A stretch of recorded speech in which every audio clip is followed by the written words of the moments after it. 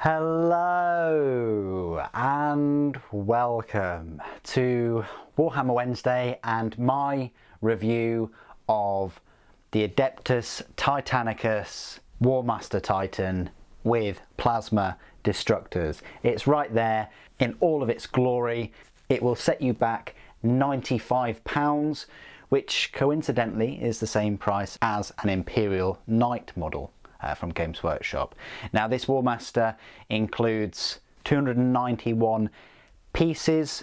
It comes on a 92mm oval base and you get a set of 17 cards along with a transfer sheet with 100 black and white designs. If we're going to compare it to an Imperial Knight, why not? The Imperial Knight actually has 41 pieces less than one of these. So it's a big kit. It's a bigger kit than an Imperial Knight. It's a little bit taller. We'll do some size comparisons later on, mainly with the Adeptus Titanicus range, but also my three usual miniatures and an Imperial Knight. First things first though, we'll have a look at the detail and I'll discuss how easy it was to build. If you would like to see me build one of these in 9 hours, then I will refer you to my Warhammer live stream playlist, of which all the 3 videos can be watched again there, where I go through every single stage of the process. So it's a huge Titan, the biggest Titan that they've made. I can't at the end of the video, like I do with all of the other Titans, show you a size comparison next to a full 28mm scale version of it. I hope that they do bring one out.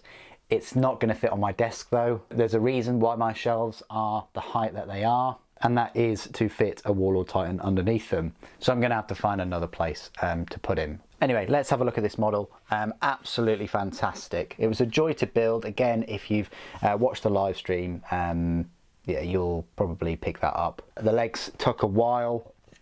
The feet are huge. Everything about it is just huge. I was concerned about the 2 twin-link las cannons, whether the kit only supplied 1, but it does supply 2, so yes, you can have twin-link las cannons in both knees, and for me that is just the way to go.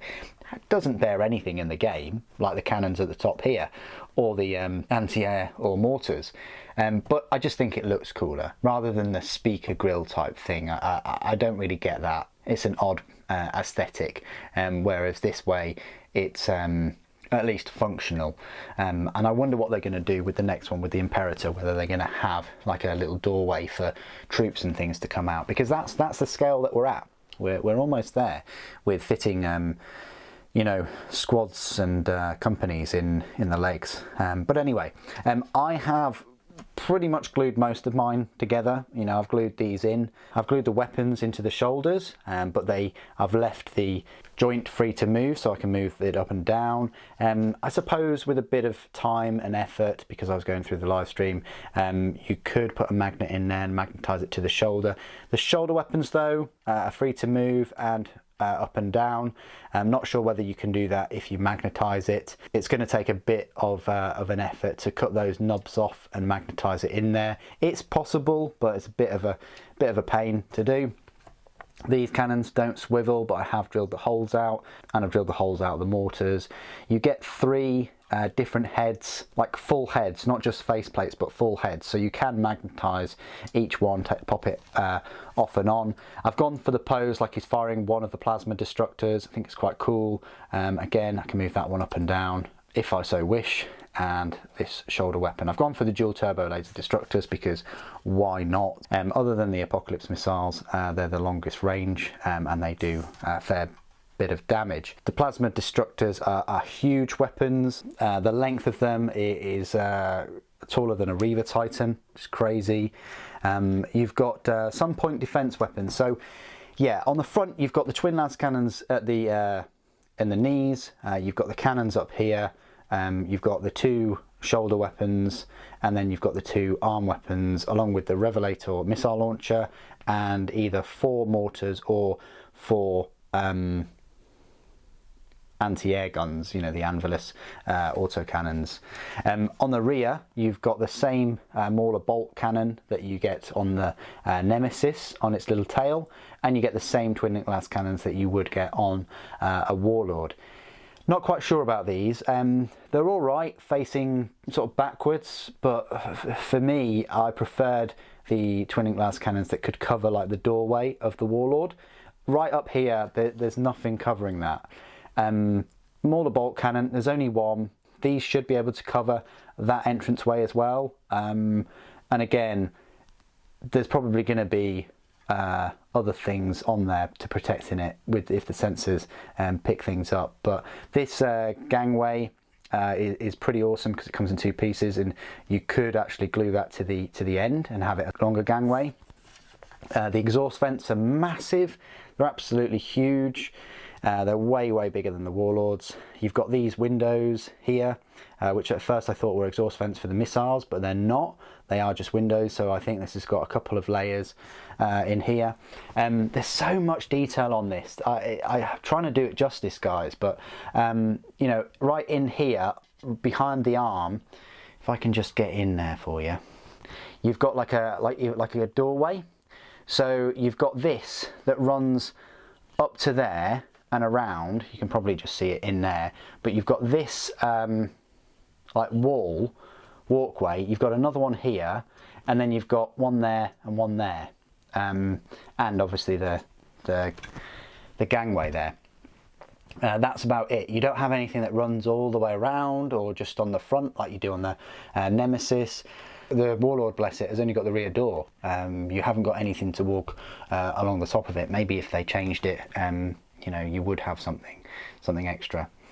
Anyway, yeah, you've got these big armor panels, and you get 3 versions of this. You can have the Horus eye symbol, you can have a plain armor piece, or you can have this Aquila. The void shields are pretty cute. They're the same size as on the Warlord and the Nemesis. There are 12 of them, believe it or not. That's amazing that there are 12. Then you've got the Revelator missile launcher in here. I wonder if that is the only weapon that they can load this with. And then finally, last but not least, the mortars. Now I've magnetised these so I can pop them on and off, and I have the anti-air here. I think on one of the most recent Warhammer community posts, a hobbyist had put the mortars at the front and the anti-air at the rear, and I do actually like the look of that now. You know, so it's got a bit of anti-air going on. I'm just not a huge fan of the single barrel, double barrels. I'd rather have them have the quad of the Nemesis, but that's just my own preference. Mortars look pretty decent on here as well. You can magnetise the void shields if you really want, but they're, you know, going to be requiring the very small magnets, and they're prone to getting lost. So there you go. That's my full look around the model. I thoroughly enjoyed building it. It goes together very well. You'll have a lot of fun. It's a proper big kit. You know, 4 big sprues.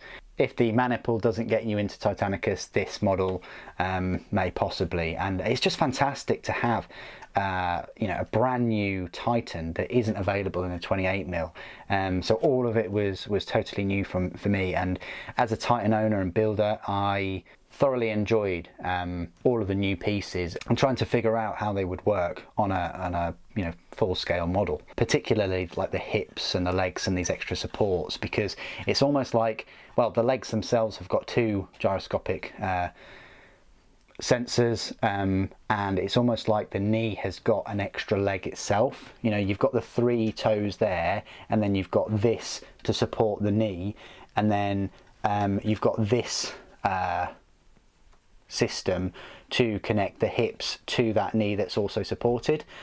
Whether they'd be able to do it in resin, I'm not sure. These legs would be huge. If they do, I hope they sell it leg separate, body separate, weapon separate and head separate. That would be cool and bring the cost down a little bit. I mean, for instance, if they just sold the legs for like 1,000, and then the carapace for 1,000, and then the weapons for, I don't know, 200 each, probably a bit more, then be a bit more manageable, wouldn't it? But there we go. Absolutely fantastic kit. I can't recommend it enough. It's one of their best kits that they've brought out for a while. I'd love to get a second one. Maybe if they brought out some big Gatling blasters for it or something, possibly would. But yeah, let's have a look at some spare parts then. So I've already showed you, you know, the anti-air that I've magnetised, those instead of the turrets, instead of the mortars. These are all of the spare parts in a Forge World baggie, one of the new baggies that is. So these are the aforementioned arm plates on the sides. So I'll give you a little idea of what they look like. There's a spare one, and then yeah, another spare one. These are the missile launchers, which they do show it off with. I think they show it off on the box. Yeah, they do. So yeah, you've got the missile launchers equipped there instead. You can also equip it with other weapon systems. So you've got everything from the missile launchers. You can have plasma blast guns right here, which look exactly like the Warhound blast guns. You've got a couple of Inferno cannons, and then you've got both Vulcan mega bolters or the melter cannons. You've got parts for 2 different heads. These are the other 2 heads, the options. I really like this head. If I got a second one, I'd definitely put this faceplate on there. And you've got the components for the neck and head assemblies, and also you've got these kneecap options instead of the twin link las cannons, which look a bit like speakers to me.